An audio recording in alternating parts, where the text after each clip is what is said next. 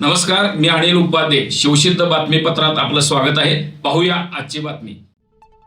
हातकणंगले तालुक्यातील पेठवडगाव इथल्या पेठवडगाव ते टोप रस्त्यावर बालाजी पार्कमध्ये रामचंद्र शंकर जाधव हे पत्नी, मुलगा, मुलीसह राहत आहेत.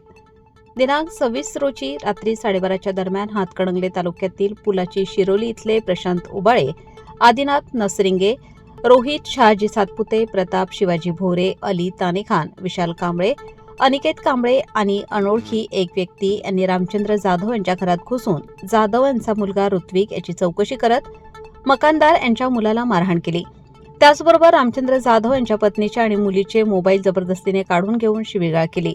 रामचंद्र जाधव यांचा मुलगा ऋत्विक यास जीवेठार मारण्याच्या उद्देशाने शिरोलीसह सादळे मादळेच्या घाटात त्यास जबरदस्त मारहाण केली.